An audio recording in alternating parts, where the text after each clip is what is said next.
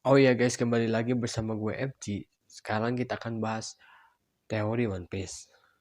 Oke, tanpa berlama-lama lagi, langsung aja ke videonya. 5 navigator handal di One Piece.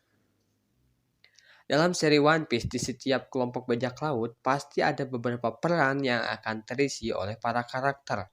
Misalnya kapten, penembak jitu, dan juga navigator. Mereka semua memiliki kepentingan masing-masing. Navigator sendiri menjadi salah satu yang terpenting, karena tanpa kehadirannya, maka sebuah kelompok bajak laut tidak akan tahu kemana mereka pergi. Seorang navigator biasanya akan menentukan rute atau arah mana yang akan mereka ambil. Semua tergantung kepada berbagai faktor yang ada, misalnya arus lautan, situasi lautan, dan hal lainnya. Dan biasanya hanya mereka yang mampu membaca arah log post atau kompas khusus yang ada di seri One Piece. Berikut adalah para navigator epic di seri One Piece.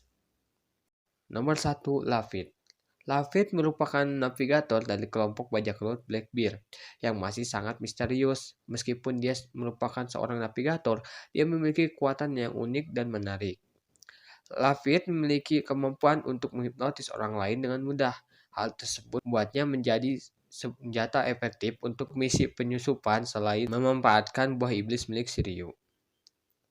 Lafitte bahkan pernah menyusup masuk ke Mary Joyce dengan mudah, melewati berbagai keamanan dan penjaga ketat pemerintah dunia.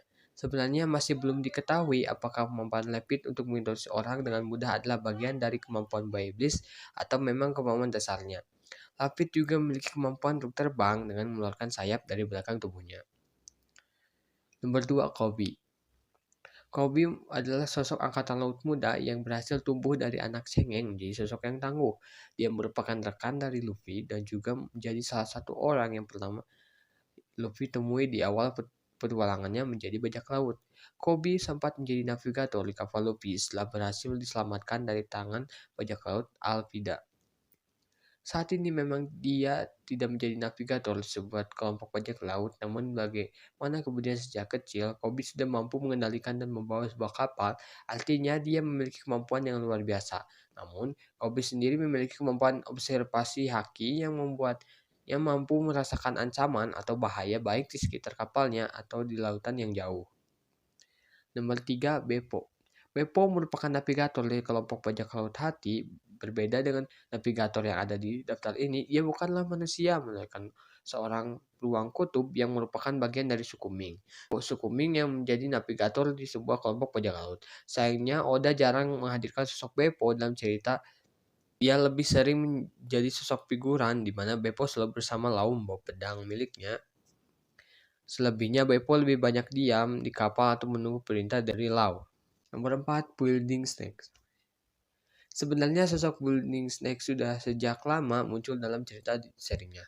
Namun, Oda masih belum memberitahu siapa namanya. Sampai kemudian di kolom SBS volume 101, kemarin sang mangaka menjelaskan nama-nama dari kru bajak laut Shanks. Kita pun tidak tahu apa peran di kelompok Shanks sampai kemudian Oda merilis booklet One Piece 4 Billion yang berisi informasi tentang Shanks dan kelompok bajak laut Akagami. Menurut informasinya, Building Snake memiliki peran sebagai seorang navigator di kelompok tersebut. Para fans sendiri masih penasaran dengan kekuatan Building Snake. 5. Nami. Rasanya semua kalian sudah sangat mengetahui siapa sosok Nami. Dia adalah navigator dari kelompok bajak laut topi jerami. Kemampuan navigasi Nami sudah sejak lama sudah perlihatkan. Seperti ketika dia menjadi navigator bagi kelompok bajak laut Arlong sebelum kemudian Luffy muncul dan menyelamatkannya. Kemampuan navigasi Nami pun terus Oda perlihatkan seiring berjalannya waktu. Mulai dari Pulau Langit, Water Seven, bahkan sampai Wano pun semuanya bisa terwujud berkat Nami. Meskipun begitu, Nami sendiri sering merasa frustasi oleh sikap Luffy yang tidak pernah mau mengikuti arahannya untuk mengambil jalur yang aman. Nami pun memiliki kemampuan yang berkaitan dengan cuaca, dan dia selalu mengandalkan kelima tak miliknya. Keberadaan navigator di One Piece tentunya sangat penting untuk membuat petualangan sebuah kelompok bajak laut bisa berjalan dengan lancar.